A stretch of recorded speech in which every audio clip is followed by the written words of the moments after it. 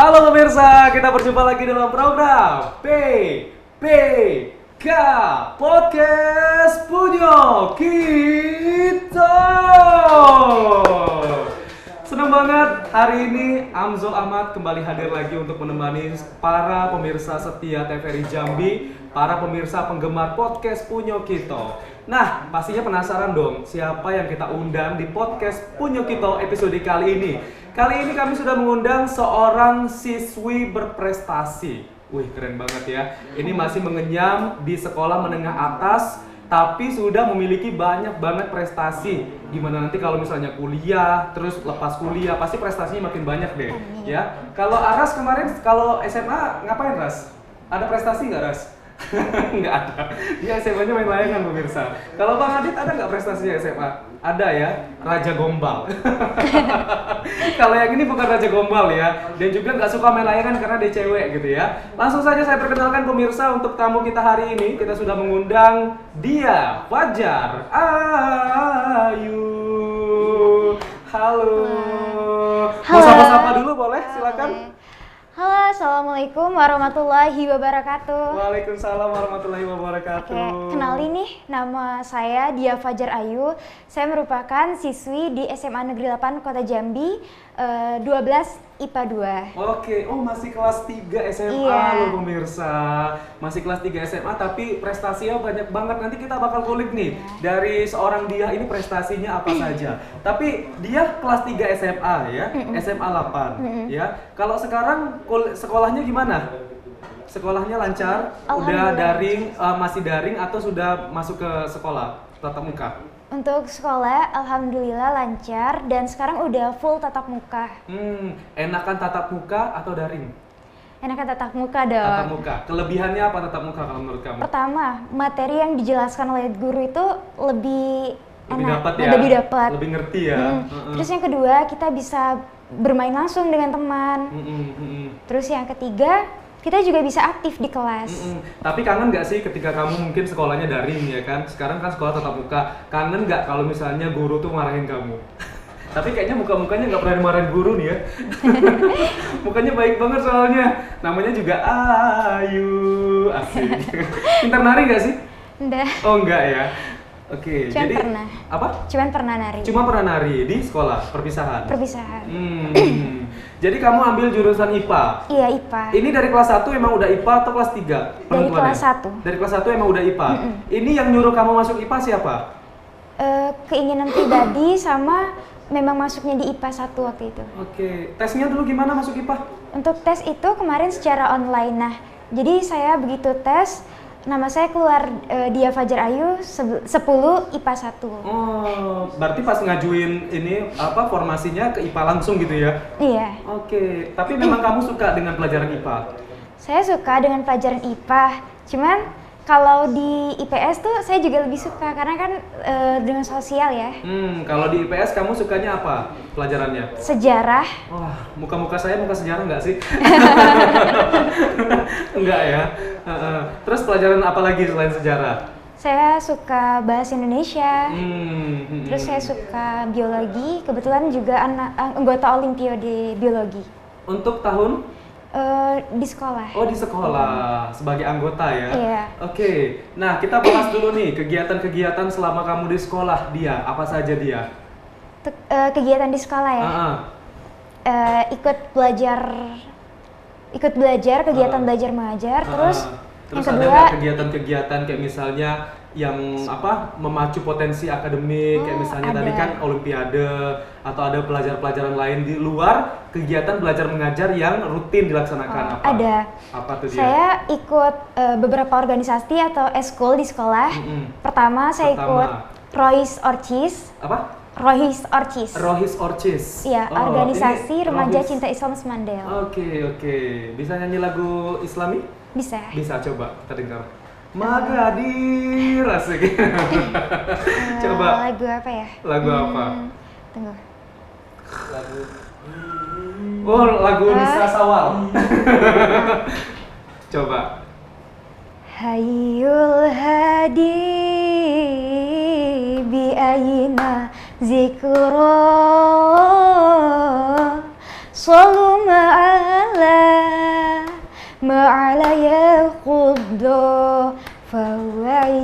yatin fataan zikra sallu ma'ala ya khudda. Yeay, tepuk tangan untuk dia. Kalau kamu setuju dengan penampilan dia, jangan lupa SMS ke di bawah ini. Wah, jadi kamu sering latihan vokal juga ya di organisasi Rohis ini ya? Kalau Rohis ini lebih memperkuat di bidang keagamaan. Tapi tahu dong beberapa lagu-lagu Renji juga diajarin di situ ya. Ada band taboknya juga? Hadro ada. Hadro, band tabok.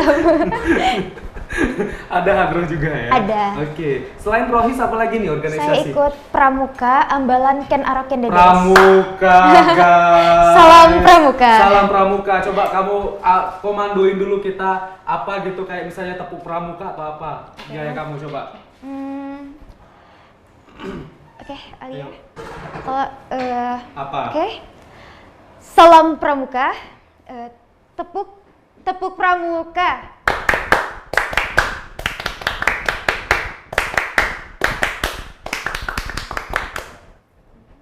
Udah. Aja.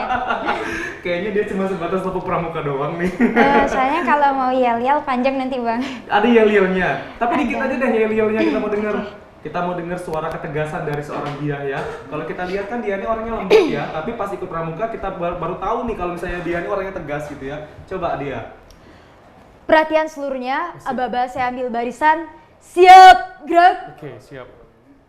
Istirahat di tempat, gerak. Istirahat ya, yuk istirahat yuk. Seru istirahat nih.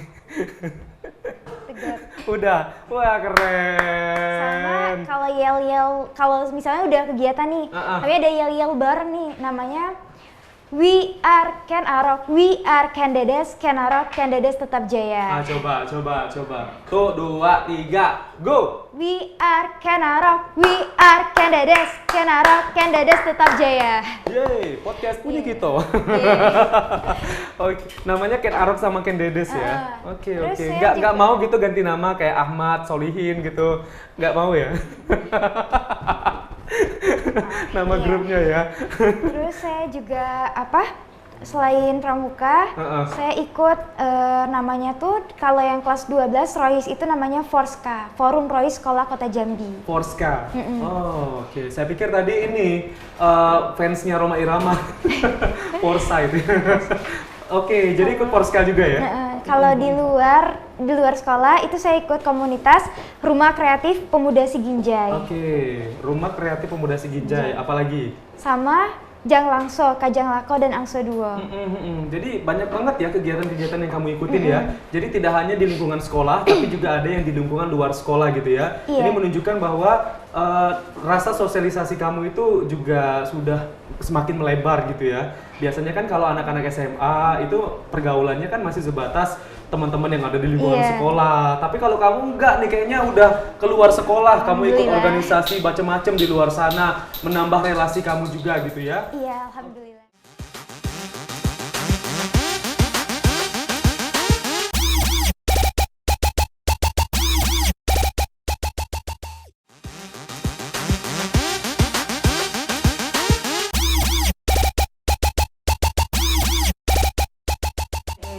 Nah, kita tuh penasaran banget nih dengan prestasi-prestasi yang udah kamu dapetin. Sebenarnya apa saja sih prestasi yang udah kamu dapetin ini? Untuk prestasi ya? Yang pertama dulu kita bahas ya. Yang pertama itu saya menjadi runner up Duta Rohis Kota Jambi tahun 2022. Oke, ini runner up Duta Rohis Kota Jambi yang ngadain siapa? FPRJ. Tahun berapa itu? Tahun ini 2022. Oh 2022, oh ya tadi udah disebutin ya.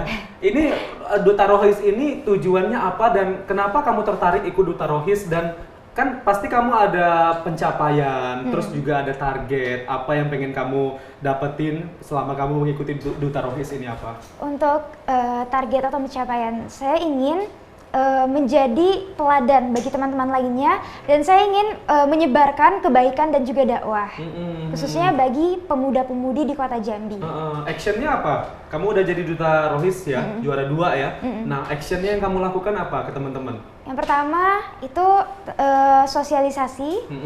Yang kedua saya buat seminar. Yang ketiga saya ngadain seperti galang dana, maksudnya ikut turut berpartisipasi. Ada kegiatan sosialnya gitu ya.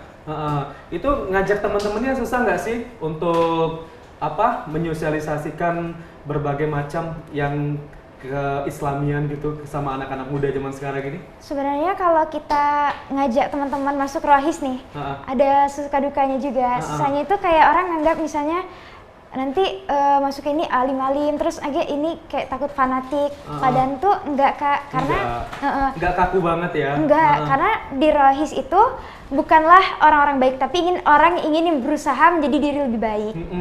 Tapi kamu nanggepinnya gimana tuh? Misalnya teman kamu nih, ya kan, kamu mau ngajakin gitu kan untuk menjadi pribadi yang lebih baik, tapi dia terkesan cuek nih, ya? Kalau cuek ya? Kamu nanggepinnya gimana? Saya sih ya santai aja sih Kak, karena kan kita nggak bisa maksain kehendak orang ya. Semua orang punya pilihan masing-masing. Jadi mungkin saya bujuk. Kalau misalnya nggak mau ya udah nggak apa-apa, atau mungkin kita doain aja semoga walaupun nggak di rohis dia tetap bisa istiqomah menjadi lebih baik. Tapi kamu pernah nggak sih ngerasa jengkel gitu? Jengkel tapi kamu pendem sendiri gitu, nggak kamu tunjukin. Ketika kamu mungkin mengajak orang agar lebih baik, tapi orangnya itu nyolot banget gitu loh, terus marah-marah ke kamu. Mungkin, pernah nggak sih?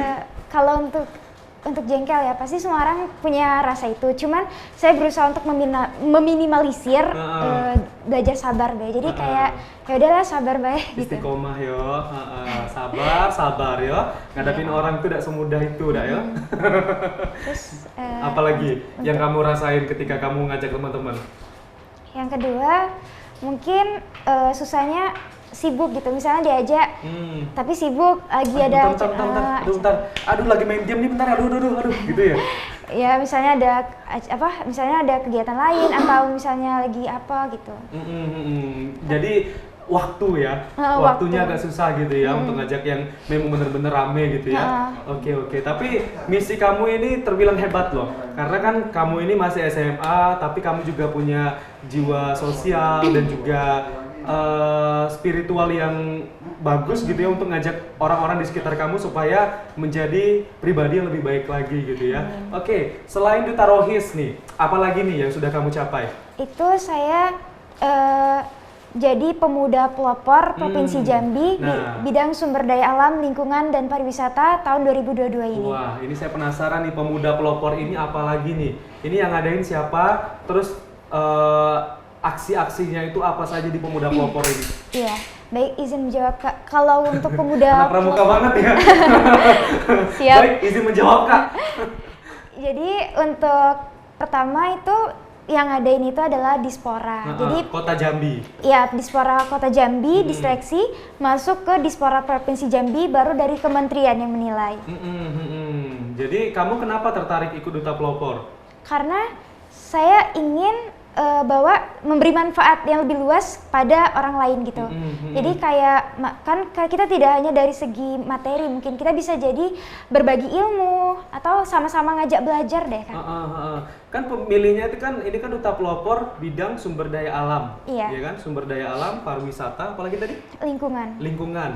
Nah, perhatian kamu terhadap ini semua gimana? Melihat sumber daya alam Jambi, lingkungan Jambi, dan juga pariwisata Jambi, menurut kamu seperti apa dan bagaimana anak-anak muda sekarang supaya juga bisa ikut memperhatikan berbagai kondisi-kondisi yang ada ini? Oke. Kalau untuk dari bidang lingkungannya ya Kak, kalau untuk lingkungan kan bisa kita lihat kalau sekarang ini adanya global warming, terus iklim yang semakin meningkat, terus banyaknya sampah mungkin. Jadi bencana ya? Iya, jadi saya ingin mengajak teman-teman, ayo kita ngadain kegiatan sosialisasi ramah lingkungan. Jadi seperti contoh kecilnya penggunaan kertas, mungkin bisa diminimalisir dengan upaya paperless. Bener. Apalagi kalau misalnya lagi nyatet gitu ya, kalau bisa tulisannya kecil-kecil aja ya, jangan gede-gede ya. Mungkin satu kertas itu bisa dimaksimalin manfaatnya gitu ya. Iya, Kak. Oke, jadi selain ngajak teman-teman di lingkungan sekolah mungkin supaya peduli terhadap lingkungan, contohnya penggunaan kertas, apalagi sih action-actionnya? Terus memanfaatkan barang yang tidak terpakai seperti sampah atau limbah itu menjadi produk kerajinan yang memiliki nilai jual dan nilai estetika. Oh, mantep. Iya. Jadi tidak hanya jadi sampah ya. Iya. Sampah tidak selamanya jadi sampah. Iya, benar. Tapi bisa didaur ulang 3R ya. Iya. 3R dan ini bisa dijadikan produk lagi. Benar, Kak. Produk apa sih yang udah kamu ciptain dari sampah? Kalau dari sampah ya, seperti kemarin ada namanya yang hari lingkungan itu kan Kak. Nah itu kan ada karnaval ya Kak. Nah itu kami buat baju karnaval itu dari barang bekas Kak. Dari bahan bekas? Bahannya apa? Contohnya? Kok lihat barang bekasnya ke saya ya? Enggak Kak, saya maksudnya fokus memperhatikan. Terus? Jadi saya waktu itu dari kantong semen, terus yang kedua dari botol plastik. Nah, itu bisa kita variasikan. Oh gitu. Jadi barang-barang yang bernilai gitu ya? Iya, bener Kak. Wah, keren banget. Kamu dapat ide dari mana sih? Kalau untuk ide yang pertama ada yang dari otodidak, yang kedua ada dari temen atau dari kakak tingkat gitu kan, yang udah kuliah, yang udah berpengalaman. Oh, dia ngasih inspirasi gitu ya. Oh, ini cocoknya dibuat ini, ini cocoknya dibuat ini ya. Iya. Terus kan saya gabung di RKPS tuh, foundernya Bang Fitrian Wirdiata. Nah, Bang Fitrian itu kan lebih berpengalaman. Jadi kadang kalau di RKPS saya alhamdulillah aktif juga. Oke, wah banyak banget nih kamu aktif nih di organisasi gitu ya. Nah, kalau kita lihat kan kamu nih masih usia SMA gitu ya. Kalau zaman sekarang kan mungkin kebanyakan oknum-oknum siswa-siswi SMA itu kan asiknya itu kan main handphone gitu ya. Terus main game yang nggak tahu waktu. Apalagi semenjak sekolah daring gitu ya. Mungkin kebanyakan ada yang disalahgunakan juga gitu ya. Yang harusnya belajar menggunakan gadget tapi malah sebaliknya malah bermain game gitu. Tapi kamu enggak gitu loh. Kamu ini kayaknya pengen banget cari-cari kegiatan-kegiatan di luar supaya waktu-waktu yang dihabiskan itu bermanfaat gitu ya. Benar. Sejak kapan sih kamu tertarik untuk ikut-ikut kegiatan ini? Mungkin sejak dari SMP udah mulai, cuman SMP dulu saya introvert Kak, pendiam, pemalu, jadi saya nggak berani gitu kayak nggak berani ketemu orang, nggak berani gitu ya. Lebih ke kayak malu gitu, kayak nunduk. Tapi saya dari SMP udah mulai ikut lomba Kak.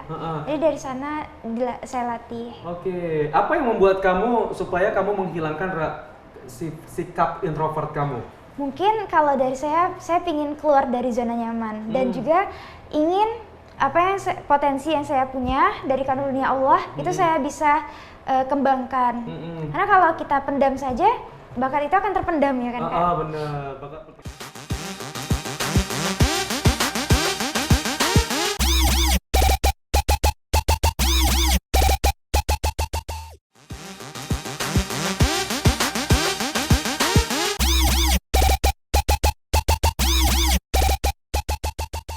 Nah, kalau untuk entrepreneur ini kan memang harus ditempa dari sekarang gitu. Nah, kalau sekarang apa sih yang kamu buat supaya kamu tuh bisa ada arahnya entrepreneurnya ini ke depannya yang bisa kamu kembangkan apa? Kalau untuk sekarang ya, saya itu mengembangkan yang pertama kain ekoprint seperti baju yang saya ini pakai. Kamu buat sendiri? Iya, buat sendiri. Wah, keren. Ekoprint namanya ya? Iya, ekoprint ini. Kenapa ekoprint? Jadi metodenya di print gitu ya atau gimana sih? Print kan cetak ya? Gimana? Oh iya, izin menjawab Kak. Anak pramuka banget ya. Jadi itu, ekoprint ini dia adalah kerajinan seperti membatik tapi menggunakan bahan-bahan alami dan juga manual. Bahan-bahan alaminya dari apa aja nih? Ini contohnya yang saya pakai ini dari motif daun jati. Oh, dari daun jati. Daun jati dan juga yang ini dari daun jambu. Oh, ini pewarnanya memang dari daun semua? Iya, ada yang dari daun, ada yang dari, contohnya dari manfaatkan dari kulit kayu, sama kayak pinang gitu Kak. Kamu bisa jelasin nggak proses pembuatannya mulai dari menciptakan warna, terus mengumpulkan bahan, sampai jadilah baju yang kamu pakai sekarang ini, bisa kamu ceritain dulu nggak secara lengkap? Mungkin dari segi sumber daya alam tadi ya, masuk lagi. Sumber daya alam di Jambi ini kan banyak ya Kak? Banyak lagi tanaman-tanaman yang kita jarang nggak ada kita gunakan ya Kak. Jadi dari tanaman-tanaman sekitar itu bisa kita manfaatkan untuk bahan ekoprint. Asalkan dia memiliki warna dan juga memiliki bisa untuk di kain. Nah, contohnya saya gunakan ini daun jati. Daun jati itu menghasilkan warna merah. Untuk prosesnya tuh ada 2 teknik. Pertama teknik ponding, yang kedua teknik steam. Pondingnya apa? Ponding ini dia menokok. Oh, di toko. Supaya keluar gitu ya? Iya, Kak. Nokoknya pakai apa? Pukul besi. Oh, pakai ini ya, palu ya? Iya, palu. Palunya Thor ya? Atau palu di majelis hakim. Oh, iya. bisa. Palu meja hakim ya. Terus apa lagi? Terus yang kedua teknik steam. Steam. Kalau steam ini rebus ya? Kukus. Kukus ya. Oke. Saya ingatnya kalau steam itu makanan ya. Ternyata ini untuk pewarnaan gitu ya. Iya, benar. Jadi kalau steam ini berapa lama prosesnya? Mungkin ada macam-macam sih, Kak. Kalau tergantung kitanya, misalnya kita ngerendam 30 menit atau kita ngerendam 6 jam, bakal beda juga kualitas dan hasilnya. Oke. Kalau ngerebus sih paling lama 1 jam mungkin. 1 jam. Atau lebih bisa. Tapi kamu dapetin bahan-bahan ini semua yang mulai dari daun-daun ini itu dapatnya di mana? Nggak susah tapi kan? Nggak susah, Kak. Mudah dapatnya ya. Mudah. Masih daerah Jambi semua ya. Oke. Nah, kalau satu baju ini kan mulai dari proses awal tadi kan, proses yang mungkin mencari bahan daun-daunan untuk pewarnanya dan juga untuk motifnya, sampailah jadi baju kayak gini. Ini berapa lama sih membutuhkan waktunya untuk produksinya? Produksi ya, mungkin kalau untuk buat ekoprintnya sendiri mungkin itu 1 hari, mungkin 2 hari lah. 2 hari, ekoprintnya 2 hari.